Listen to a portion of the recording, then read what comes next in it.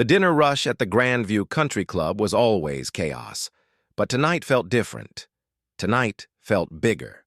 Maya Lopez moved between tables with practiced efficiency, balancing 3 plates on one arm while mentally tracking which guests needed water refills and who was still waiting for dessert. Her feet ached in the cheap shoes she'd worn for 2 years straight, but she couldn't afford new ones. Not yet. Maybe not ever. The ballroom sparkled with more lights than she'd ever seen in one place. Crystal chandeliers hung from the ceiling like frozen waterfalls, throwing rainbow patterns across the white tablecloths. Women wore gowns that probably cost more than Maya made in 6 months. Men adjusted cufflinks that could have paid her rent for a year. She moved through them like a ghost, refilling champagne glasses and clearing plates. Careful not to make eye contact. That was the unspoken rule here. Staff stayed invisible. Maya had worked at the country club for 3 years now. 3 long years of double shifts and sore muscles. She waitressed during lunch and dinner, then rushed across town to clean office buildings until 2 in the morning. Sleep was something she grabbed in 4-hour chunks between jobs. Her mother used to worry about her, back when Mom was healthy enough to worry about anything other than the pain. The cancer had come fast and mean. One day her mother was working at the flower shop, humming while she arranged roses. 3 months later, she couldn't get out of bed without help. The medical bills piled up faster than Maya could count them. Insurance covered some of it, but not enough. Never enough. The experimental treatments that might actually help, those weren't covered at all. So Maya worked, and worked, and worked some more. Tonight's event was special, though, the annual charity gala. $500 per plate, and every table was full. Maya had heard the other servers talking about it for weeks. Some famous pianist was flying in from Europe to perform.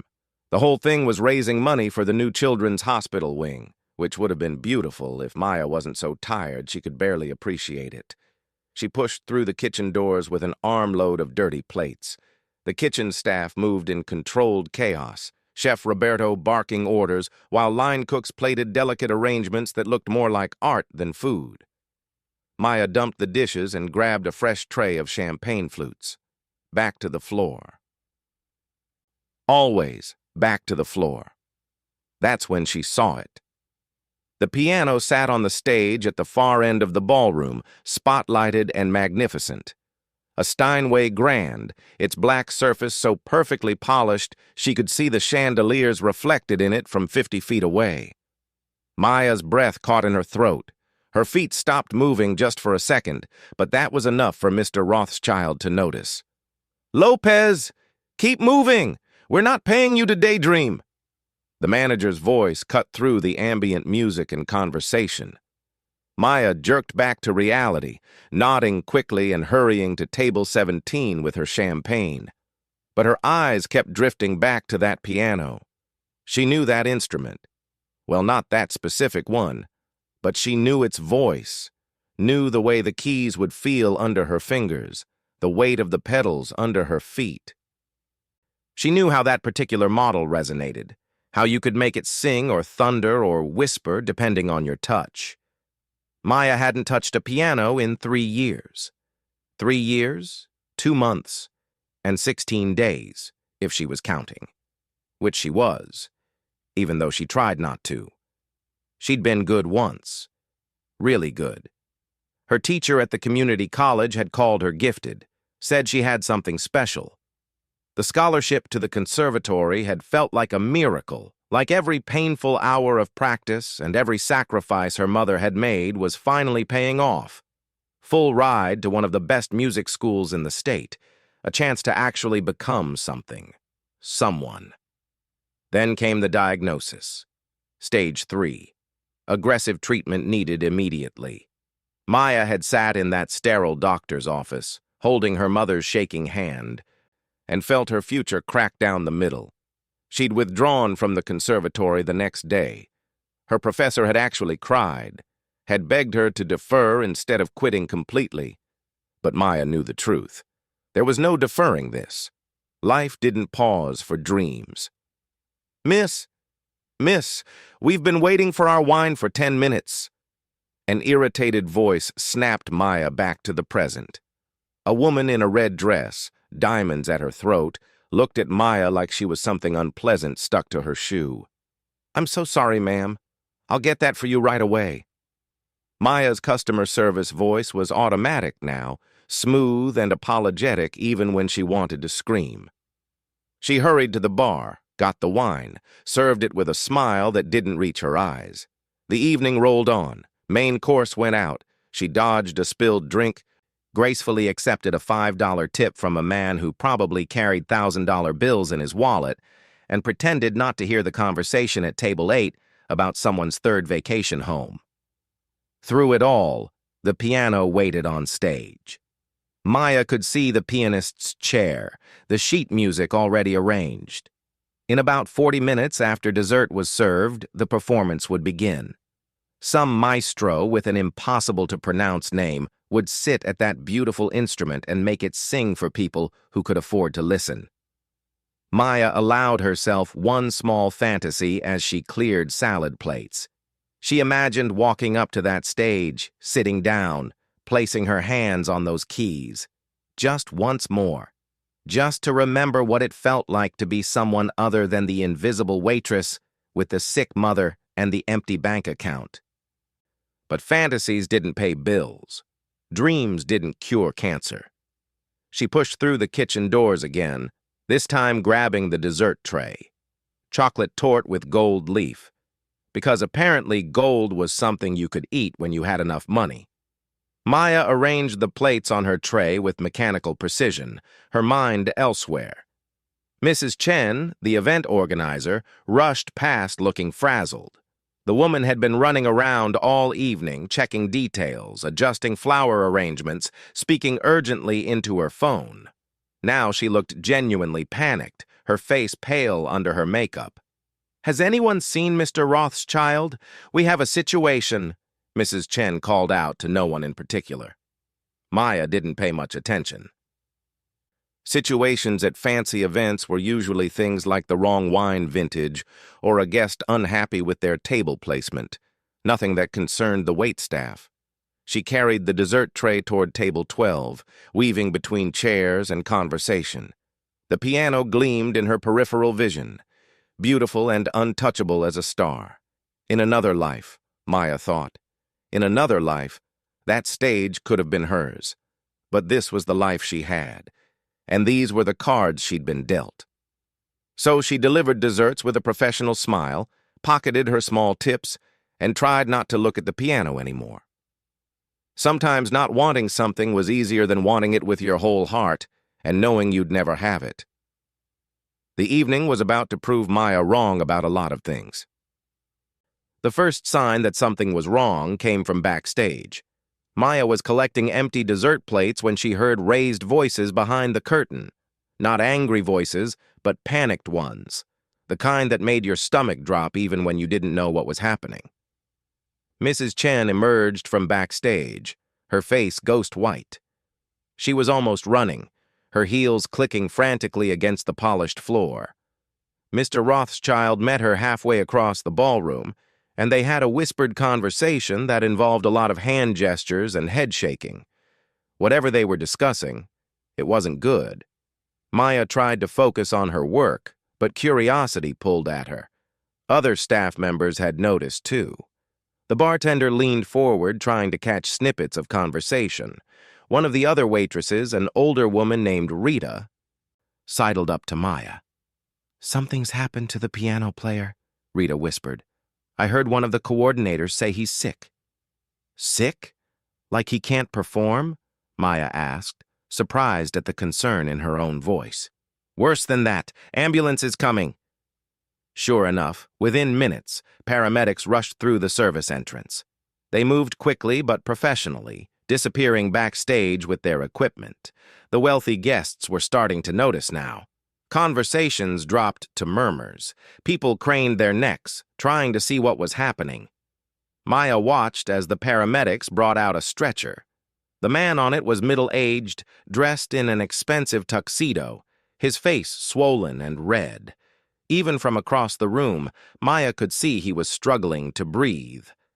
The paramedics had an oxygen mask over his face, and they moved with the urgency of people who knew every second counted. "Oh my God," someone at table 9 said loudly. "Is that Maestro Petrov?" The ballroom erupted in concerned whispers. The famous pianist, the man people had paid $500 to hear, was being wheeled out on a stretcher. His hands, those supposedly magical hands that commanded concert halls around the world, clutched at the oxygen mask. Mr. Rothschild stood frozen in the middle of the ballroom, looking like he might be sick himself. Mrs. Chen had her phone pressed to her ear, talking rapidly to someone. Her free hand gestured frantically, and even from 20 feet away, Maya could see tears forming in her eyes. The ambulance sirens faded into the distance, but the chaos in the ballroom only increased. Guests stood from their tables, gathering in small groups to gossip and speculate. Some looked genuinely concerned about the pianist's health. Others looked angry, like they'd been personally insulted by this turn of events. "This is completely unacceptable," a man in a gray suit announced to anyone who would listen. "I paid good money for this evening. They should have backup entertainment." Maya bit her tongue as she passed his table. Backup entertainment. Like concert pianists just grew on trees. Chef Roberto came out from the kitchen, which almost never happened during service. He found Mrs. Chen and spoke to her in rapid Spanish. Maya caught enough to understand he was asking if they should start serving coffee, maybe buy some time. Mrs. Chen nodded absently, still on her phone. "Yes, hello. Is Madame Rousseau available? No? What do you mean she's in Paris?" "I know she's usually in Paris. That's why No, I don't have time to leave a message." Mrs. Chen's voice was rising, her professional composure cracking. She ended the call and immediately dialed another number. Maya moved through the room on autopilot, pouring coffee, clearing tables. Her mind was elsewhere, though. Part of her felt terrible for the maestro. An allergic reaction severe enough to need emergency treatment was no joke. But another part of her, a selfish part she wasn't proud of, couldn't stop thinking about that piano, that beautiful, untouched piano sitting empty on the stage. Mr. Rothschild had moved to the front of the ballroom. He cleared his throat loudly, trying to get everyone's attention. It took 3 tries before the room quieted down enough for him to speak. "Ladies and gentlemen, I regret to inform you that Maestro Vladimir Petrov has suffered a severe allergic reaction and has been transported to the hospital. We're told he will recover, but he will obviously be unable to perform this evening." The room exploded with voices. Anger, disappointment, confusion all mixed together in a wave of sound. "We are actively working to find a replacement," Mr. Rothschild continued, his voice strained. "Please, enjoy your coffee and desserts while we resolve this situation. Thank you for your patience." But patience was clearly in short supply. Maya watched as several guests stood and headed for the exit. A woman in a purple gown stopped at the registration table, demanding a refund. Her husband stood beside her, arms crossed, looking furious. "Do you know how much I paid to be here tonight?" The woman's voice carried across the ballroom. "The performance was the entire point of this evening." Mrs. Chen abandoned her phone calls and rushed to intercept them, her hands raised in a placating gesture. "Please, Mrs. Whitmore, we're doing everything we can. The donation you made tonight will help build the pediatric wing. Children will benefit from your generosity." "I don't care about a tax deduction," Mrs. Whitmore snapped. "I came to hear Vladimir Petrov play Rachmaninoff. That was the promise." More guests were standing now, a wave of expensive clothing and indignant faces moving toward the exits. Maya's heart sank. 300 people had come tonight. The charity was supposed to raise over $100,000. She'd overheard Mrs. Chen talking about it earlier, how this money would fund the entire construction project for the children's hospital wing, kids with cancer. Kids like the ones Maya saw in the waiting room when she took her mother for treatment. Bald heads and tired eyes and parents who looked like they hadn't slept in weeks. This gala was supposed to help them, and it was falling apart.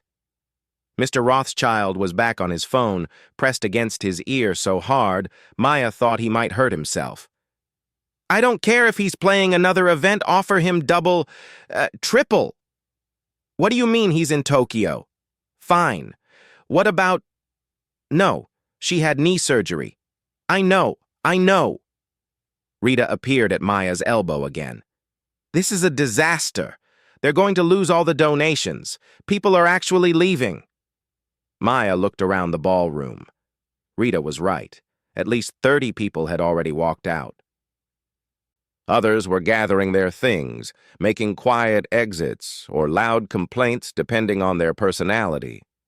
The beautiful evening, with its crystal and gold leaf and champagne, was dissolving into an expensive mess. Mrs. Chen looked like she might cry. She stood in the middle of the ballroom, phone hanging loosely in her hand, watching her carefully planned event crumble. All those months of preparation, all those calls and meetings and arrangements, undone by a piece of contaminated shrimp or whatever, had triggered the maestro's allergic reaction. "It's not fair," Maya whispered, not meaning to say it out loud. "What's not fair?" Rita asked. Maya gestured around the room. "All of this. The charity. Those kids who need that hospital wing. It's not their fault the pianist got sick, but they're going to pay the price." Rita shrugged. "That's life, honey. Unfair is what it does best." But something was building in Maya's chest. Something uncomfortable and insistent. She looked at the piano on the stage, still waiting, still perfect and untouched. Then she looked at Mrs. Chen's devastated face, at the empty chairs where guests had been sitting 10 minutes ago, at Mr. Rothschild desperately calling every musician he could think of, getting rejection after rejection. Nobody was coming to save this event. No replacement pianist was going to magically appear on a Saturday night with 30 minutes' notice.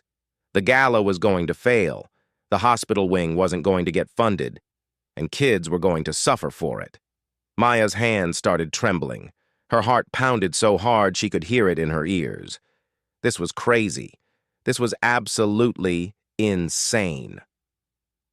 She was a waitress in a stained uniform who hadn't touched a piano in 3 years. Who was she to think she could fix this? But the trembling wasn't from fear. It was from something else, something that had been sleeping inside her for 3 years, waiting. Before she could talk herself out of it, before common sense could catch up with her impulses, Maya set down her coffee pot and walked toward Mrs. Chen. Her cheap shoes squeaked against the polished floor. Her hands wouldn't stop shaking, but she kept walking. This was either going to be the bravest or stupidest thing she'd ever done. Maybe both. Maya's legs felt like they might give out with every step. What was she doing? This was insane. She was a waitress. Nobody here even knew her name. Half these people probably thought she was part of the furniture, something that appeared when they needed drinks and disappeared when they didn't. But her feet kept moving forward. Mrs. Chen had her back turned, still frantically scrolling through her phone, probably looking for any pianist within 100 miles who might be available. Her shoulders were hunched in defeat. Behind her, more guests were gathering their things, making polite excuses about early mornings and prior commitments. "Mrs. Chen?" Maya's voice came out smaller than she'd intended. The event organizer didn't hear her over the noise of the ballroom. Maya tried again, louder this time. "Mrs. Chen?" The woman turned, her eyes red and watery. Up close, she looked exhausted. "Yes? Do you need something?" This was it. The moment where Maya could turn around, go back to clearing tables, and pretend this insane idea had never crossed her mind. Nobody would ever know. Life would go on exactly as it had been. But then Maya thought about her mother in that hospital bed, about the kids in the pediatric ward with their tired eyes and brave smiles, about all the dreams she'd buried 3 years ago, telling herself they were dead and gone. Maybe they weren't dead. Maybe they'd just been waiting. "I can play," Maya said. Her voice shook, but the words came out clear enough. "The piano. I can play it." Mrs. Chen blinked at her, confused. "I'm sorry, what?" "I know this sounds crazy, but I studied piano. I had a scholarship to the conservatory. I can play. I can do the performance." For a long moment, Mrs. Chen just stared at her. Maya could see the thoughts racing across her face. Confusion, then understanding. Then something that might have been hope, before skepticism crushed it. "You're a waitress," Mrs. Chen said slowly, not unkindly, just stating a fact. "I know, but I'm also a pianist. Or I was. I can do this. I promise." Mrs. Chen looked at the stage, then back at Maya in her stained uniform. The woman's professional mask was slipping, and underneath it was just a tired person trying to save something important. "Honey, I appreciate the offer, but these people paid a lot of money to hear a world-class performer. No offense, but—" "None taken. But what's the alternative? More people leave? The charity loses everything? At least let me try. What do you have to lose that you're not already losing?" The truth of that statement hit Mrs. Chen visibly. She glanced around the ballroom at the emptying tables, the angry faces, the complete collapse of her months of planning. Then she looked back at Maya with an expression that was equal parts desperation and doubt. "Can you really play?" "Yes." "How well?" Maya thought about her answer carefully. False modesty wouldn't help anyone right now. "Well enough that my teacher cried when I had to quit. Well enough that I got a full scholarship. Well enough to maybe save this night." Mrs. Chen's phone buzzed in her hand. She glanced at it, then closed her eyes. "That was my last possible contact. He's performing in Seattle tonight." She looked at Maya again, really looked at her this time. "You're serious about this?" "Completely. If you go up there and fail, it'll be worse than having no one. These people will tear you apart. They're already angry." "I know. Some of them are going to be cruel. They're going to judge you before you play a single note." "I know that too." Mrs. Chen's eyes searched Maya's face, looking for something. Confidence, maybe, or delusion. Maya wasn't sure which one she was projecting. "You have 5 minutes. I'll make an announcement, and you'll sit at that piano, and you better be as good as you say you are. Because if you're not, we're both finished here." Maya's heart hammered against her ribs. "Okay. Okay." Mrs. Chen took a deep breath, smoothing down her dress and fixing her professional smile back in place. She walked toward the stage while Maya stood frozen, suddenly realizing what she'd just committed to. Oh, God. What had she done? Mr. Rothschild appeared out of nowhere, his face purple with rage. "What is happening? Mrs. Chen just said we have a pianist." "Who?" Mrs. May Chen gestured at Maya. Mr. Rothschild's eyes went wide, then narrow with fury. "Absolutely not. This is absurd. She's a waitress. I'm not letting some server embarrass this club in front of our most important members." "We don't have a choice," Mrs. Chen said firmly. "Unless you found someone in the last 30 seconds. This is professional suicide. You're insane if you think—" "Then fire me tomorrow, but tonight we're out of options." Mrs. Chen turned to Maya. "Go, now, before I change my mind." Maya's legs started moving on their own, carrying her toward the stage. She could hear Mr. Rothschild sputtering protests behind her, but Mrs. Chen was already at the microphone, tapping it to get attention. "Ladies and gentlemen, if I could have your attention, please." The ballroom slowly quieted. The guests who were still there, maybe 200 of the original 300, turned to look at the stage. Their faces ranged from curious to irritated to completely checked out. "Thank you for your patience during this difficult situation. I'm pleased to announce that we do have a pianist who will be performing for you this evening." A murmur of interest rippled through the crowd. Several people who'd been heading for the exit stopped and turned around. Maya reached the steps to the stage. Her hands gripped the railing. This was real. This was actually happening. "Please welcome to the stage, Maya Lopez." The response was immediate and not positive. Confused whispers turned to laughs. Someone said, "That's our waitress." Another voice, louder and meaner, said, "Is this some kind of joke?" Maya climbed the steps. Each one felt like a mountain. The stage lights hit her face, bright and hot. The beautiful Steinway waited in the center of the spotlight, exactly as magnificent as she'd imagined. Beyond it, a sea of faces stared at her. Some looked curious, most looked skeptical. A few looked genuinely angry that their evening was being interrupted by the help. The laughter grew louder. A man in the front row leaned over to his wife and said, loud enough for Maya to hear, "This is pathetic. Let's just go." Maya's feet wanted to run. Every survival instinct in her body screamed at her to turn around, apologize, get off this stage and go back to being invisible, back to being safe. But safety hadn't gotten her mother the treatment she needed. Safety hadn't paid the bills. Safety had just been another word for giving up. She walked to the piano bench and sat down. The seat was positioned perfectly, exactly the right height. Someone had set it up for Maestro Petrov, and apparently they were close to the same size. Small mercies. Maya looked at the keys, white and black, smooth and familiar. Her reflection stared back at her from the polished surface of the piano. She looked terrified.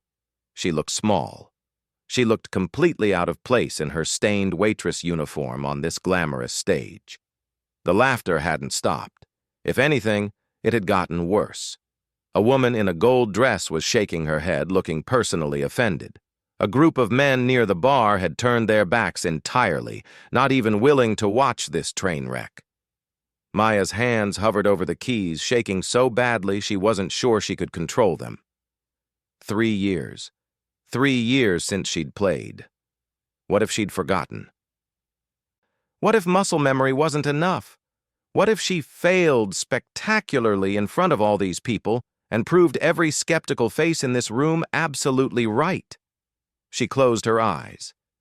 And then, in her mind, she wasn't in the ballroom anymore. She was in her mother's hospital room last week. Her mother had been having a good day, one of the rare ones where the pain medication worked, and she could stay awake for a few hours. They'd been talking about nothing important, just small talk to fill the silence. "Do you miss it?" her mother had asked suddenly. "The piano?" Maya had lied. Not really. That was a different life. Her mother had seen right through her. "You know what I miss? Hearing you play. You had something special, mija. Something rare. I always thought that gift was meant to be shared with the world, not buried." "Mom, we've been over this. I made my choice." "I know you did, and I love you for it. But promise me something. If you ever get the chance to play again, even just once, you take it. Don't let my sickness be the reason that music dies." Maya opened her eyes. The ballroom came back into focus. The hostile faces, the laughter, the judgment. She placed her fingers on the keys. The laughter started to fade as people realized she was actually going to try. The room held its breath, waiting for disaster. Maya thought of her mother, of the dreams she'd buried, of the children who needed that hospital wing, of 3 years of silence and sacrifice and survival. And then she began to play. The first note fell into the silence like a stone into still water. It was a single key, middle C, held just long enough to let the sound spread through the ballroom. Maya let it resonate, let it fill the space, let it remind her fingers what this felt like. Then her left hand joined, a low bass note that anchored everything. And then she was moving.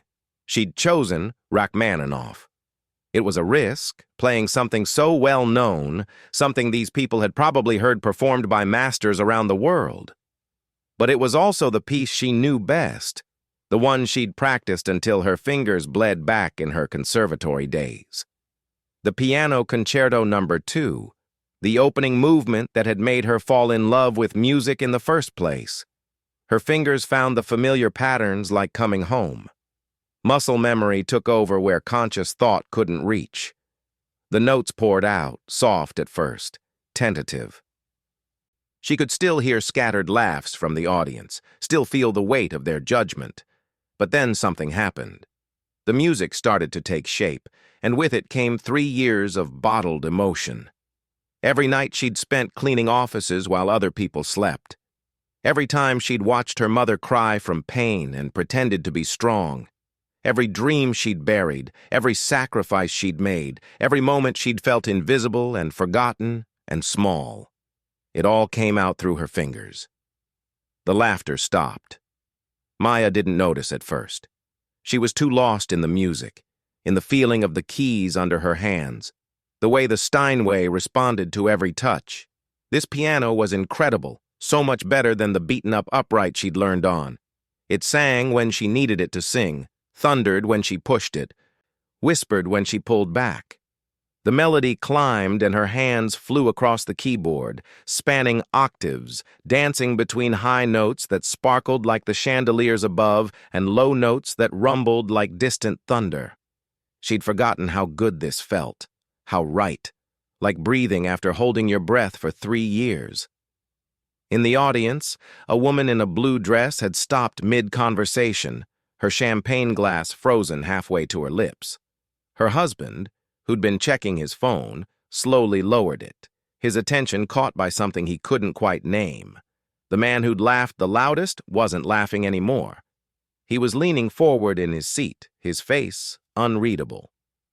Maya transitioned into the second theme, the part that always made her chest tight. It was romantic and desperate and full of longing, the kind of melody that spoke to something deep in the human heart. She'd always imagined this part was about missing someone you loved, or maybe about missing who you used to be. Tonight, it felt like both. Her fingers moved faster now, more confident. The fear was burning away, replaced by something purer. This wasn't about impressing anyone anymore. This was about the music itself, about letting it exist in the world, even if just for these few minutes. Mrs. Chen stood at the side of the stage, her hand pressed to her mouth. Tears were streaming down her face, ruining her carefully applied makeup. She'd expected disaster. She'd prepared herself for the worst 5 minutes of her professional career. Instead, she was hearing something extraordinary. Mr. Rothschild had gone completely still. He stood in the back of the ballroom. His earlier anger transformed into something like shock. In 30 years of running this country club, he'd heard dozens of performers. Good ones, expensive ones, famous ones. But there was something different about this. Something raw and real that all the polish and prestige in the world couldn't manufacture. Maya's hands crossed and uncrossed, left over right, right over left, pulling melodies out of the piano that seemed impossible for 2 hands to create. The Steinway was singing now, really singing, and she was just the medium through which it spoke. A woman at table 7 started crying. She didn't know why. The music had somehow reached into her chest and pulled something loose, some emotion she'd been keeping locked away. Her husband noticed and reached for her hand, and he realized his own eyes were wet too. The technical difficulty of the piece was immense. Octave runs, arpeggios, chord progressions that required perfect finger placement and timing.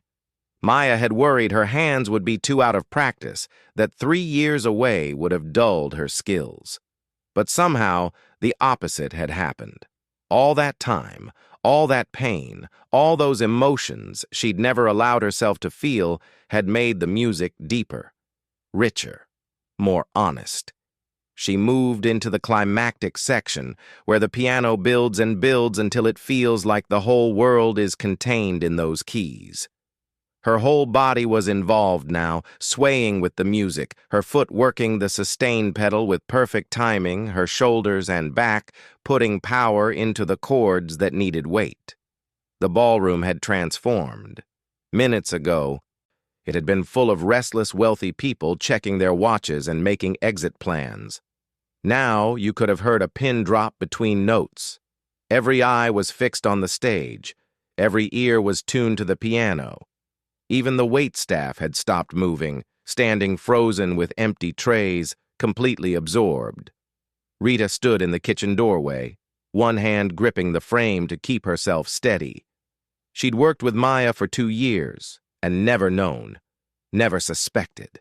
The quiet girl who cleaned up after rich people without complaint, who always took the worst shifts, who never talked about herself. She'd been hiding this the whole time. The music built to a crest, powerful and overwhelming, and Maya threw everything she had into it. Her fingers hammered the keys, pulling forth sounds that filled every corner of the massive ballroom. This was the moment in the piece where the composer wanted you to feel overwhelmed, wanted you to drown in the emotion of it all. And then, as quickly as the storm had come, it began to settle. The music softened, gentled, became almost tender. This was the resolution, the moment of peace after the chaos. Maya's fingers slowed, playing each note with careful precision, letting the melody wind down like a music box running out of spring. She could feel her own tears now, hot on her cheeks. She didn't bother wiping them away. Her hands were occupied with the final phrases, the last few notes that would bring this journey to an end. The final chord hung in the air, sustained by the pedal, gradually fading into silence. Maya held her hands on the keys, not ready to let go yet. The last vibrations of sound died away, absorbed by the curtains and carpet and the held breath of 300 people. For 3 heartbeats, there was complete silence. Then the ballroom exploded. The sound of applause hit Maya like a physical force. She looked up, startled, pulled out of the trance the music had created. Every single person in the room was on their feet. Every single one of them was clapping. Not the polite, measured applause of society events, but real applause, the kind that comes from the gut. People were shouting. Some were still crying. The noise was deafening. Maya stood up from the bench on shaky legs. She'd played for maybe 15 minutes, but it felt like she'd run a marathon. Her hands were trembling. Her whole body was trembling. She'd done it. She'd actually done it. Mrs. Chen rushed onto the stage and pulled Maya into a hug so tight it hurt. The older woman was sobbing openly now, not caring about her makeup or her professional image. "Thank you," she kept saying into Maya's ear. "Thank you, thank you, thank you." The applause continued. It went on, wave after wave of sound. Maya looked out at the crowd and saw faces she recognized from serving them dinner. The woman in the red dress who'd complained about her wine was clapping so hard her diamonds sparkled in the light. The man in the gray suit who'd called this a joke was on his feet, his expression transformed into something like awe. But what Maya noticed most was what had changed in how they looked at her. An hour ago, she'd been invisible. Furniture, part of the background. Now every eye in the room saw her, really saw her. Not as a waitress, not as the help, but as a person, as an artist, as someone who mattered. Mr. Rothschild stood in the back, still clapping, his face bright red. Maya couldn't tell if it was from emotion or embarrassment at how wrong he'd been. Maybe both. The guests who'd left were missing this moment, and somehow Maya knew they'd regret it when they heard what had happened tonight. This was the kind of performance people would talk about for years. The night the waitress sat at the piano and made the whole world stop. Maya bowed, awkward and unpracticed. She wasn't used to being in the spotlight, wasn't used to being seen. But the applause didn't stop. People were calling for more, an encore. Mrs. Chen looked at her with hopeful, questioning eyes. Maya glanced back at the piano. She'd planned to play one piece and get off the stage as quickly as possible. But looking at these faces, feeling this energy, remembering what her mother had said about sharing her gift with the world, She knew she couldn't stop yet. She sat back down at the bench. The crowd erupted again, excited now, leaning forward in their seats. What else could this mysterious waitress do? What other magic did she have hidden inside her? Maya placed her hands on the keys and closed her eyes. This time, she didn't play something famous. This time, she played something she'd written herself, late at night in her mother's hospital room, humming melodies while watching machines beep and monitors flash. She'd never performed it for anyone, had never even told anyone it existed. But tonight felt like a night for taking chances, for being brave, for letting the invisible girl finally be seen. The first notes of her own composition filled the air, and the ballroom fell silent once more, ready to be taken on another journey. Maya's own composition was different from Rachmaninoff. Where the concerto had been grand and dramatic, this piece was intimate, personal. It started quietly, almost like a lullaby. The kind of melody you'd hum to someone you loved when they couldn't sleep because of pain. She'd written it during the long nights in the hospital, watching her mother breathe, counting each inhale and exhale like a prayer. The melody had come to her during a particularly bad night when the doctors weren't sure Mom would make it to morning. Maya had hummed it then, holding her mother's hand, and somehow the tune had helped them both get through until sunrise.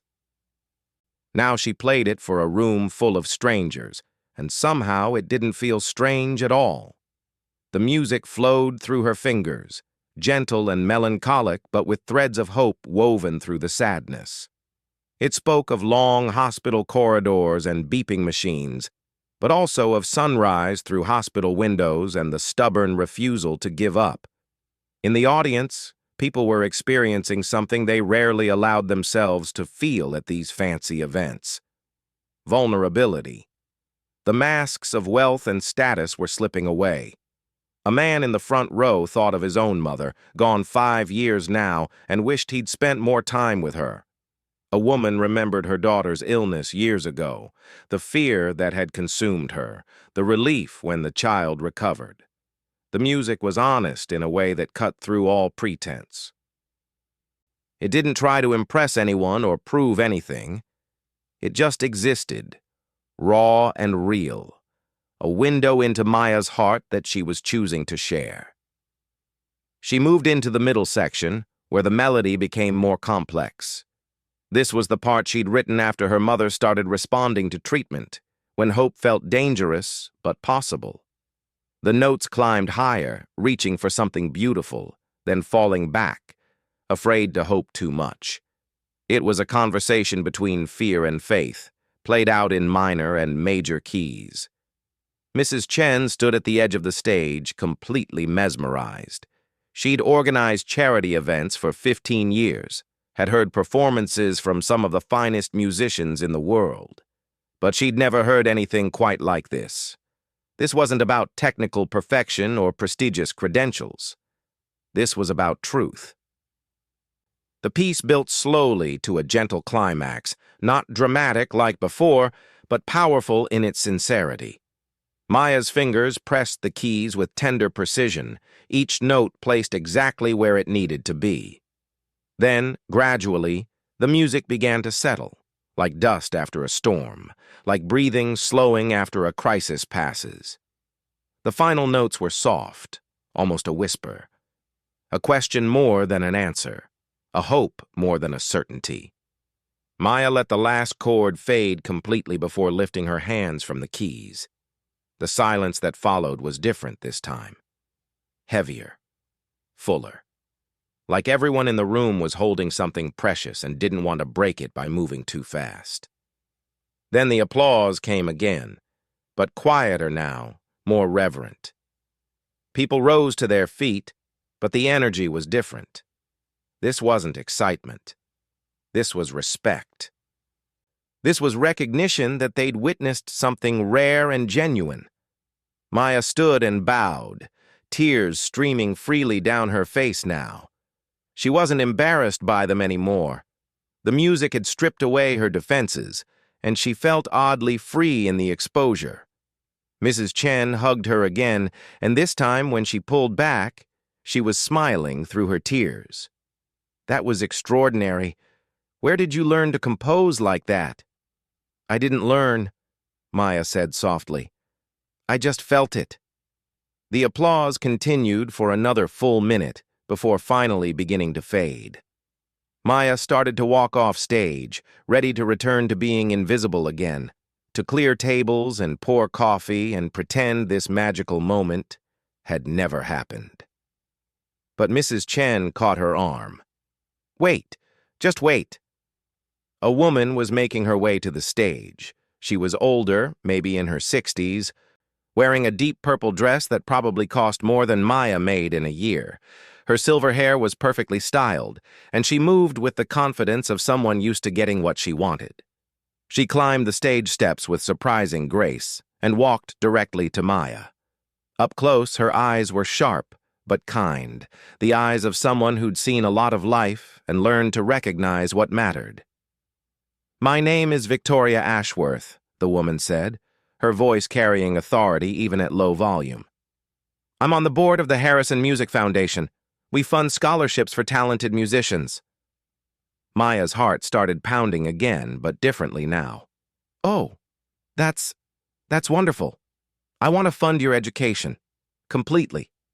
Full scholarship to whichever conservatory will take you, and they will take you after tonight.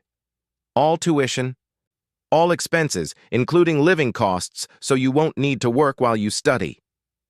Maya couldn't breathe, couldn't speak. This wasn't real. Things like this didn't happen to people like her. "But that's not all," Victoria continued, a slight smile playing at her lips. "I'm also going to make an announcement to everyone here. I'm matching all donations made tonight, dollar for dollar, on one condition: that this young woman gets the support she needs to share her gift with the world." I can't," Maya stammered, overwhelmed. "You can, and you will. You have something special. I've been attending concerts for 40 years, and I know talent when I hear it. More importantly, I know heart when I hear it. You have both."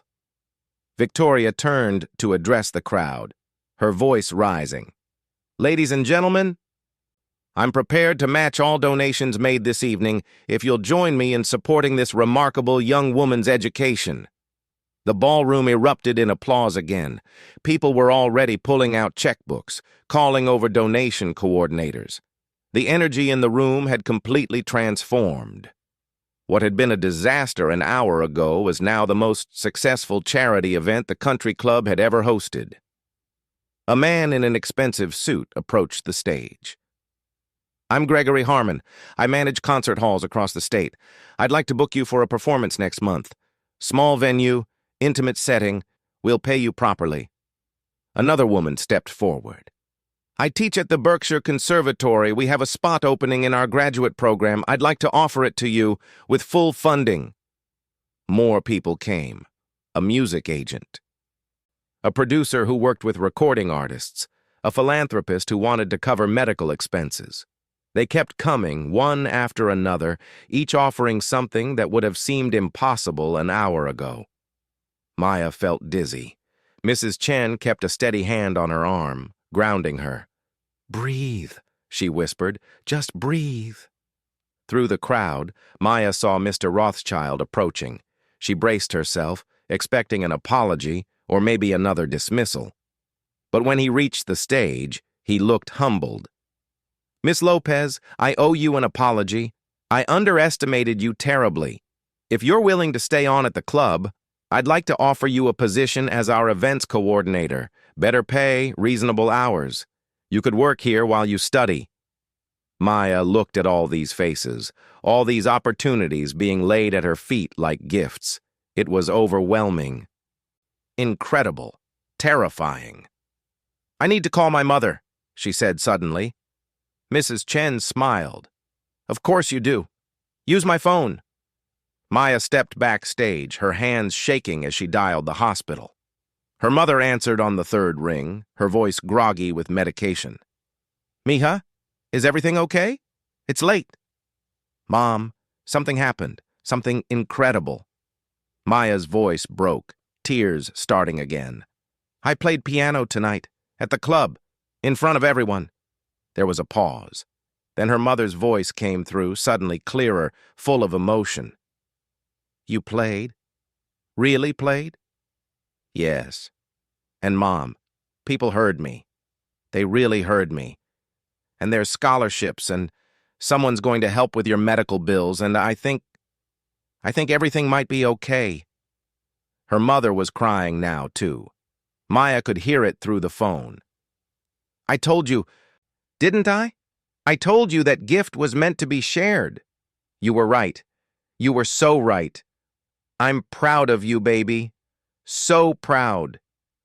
They talked for a few more minutes, both of them crying and laughing at the same time, until a nurse came and said her mother needed to rest. Maya hung up and stood there backstage, trying to collect herself. When she walked back out, the ballroom was still buzzing with energy. Mrs. Chen was coordinating with donors, and the numbers on the charity board were climbing higher and higher. They'd surpassed their goal, doubled it. The children's hospital wing would be built, and it would be even better than originally planned. Rita found Maya in the crowd and hugged her fiercely. "Girl, you've been holding out on us all this time." "I didn't think it mattered anymore," Maya admitted.